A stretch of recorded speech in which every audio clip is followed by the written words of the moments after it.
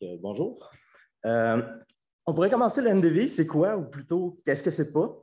C'est plusieurs choses, mais en fait, ça reste en interaction entre la bande rouge et l'infrarouge qui est corrélée à l'activité photosynthétique des plantes. Euh, Tout ça, en fait, puis il y a des études qui ont montré une augmentation du signal NDVI dans l'Arctique et ils ont même appelé ça finalement le verdissement des toundras ou de l'Arctique. Puis en fait, le verdissement, ce n'est pas nécessairement un phénomène continu, donc ça peut changer dans le temps. Puis, un peu à l'instar de la fameuse photo, ça va changer selon le type de couvert végétal ou le type de teinte de verre, le type de recouvrement, le type de densité. Donc, on s'est intéressé avec mon projet à savoir est-ce qu'on peut faire un suivi du verdissement via le NDVI dans l'Arctique canadien.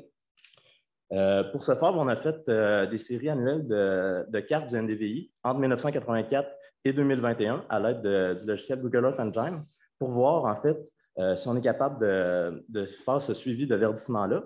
Puis, on a développé un indice relatif qui est un petit peu différent de l'indice du taux de variation normal. Donc, on voit ici une carte du taux de variation normal de verdissement dans l'Arctique, qui est quand même assez monotone.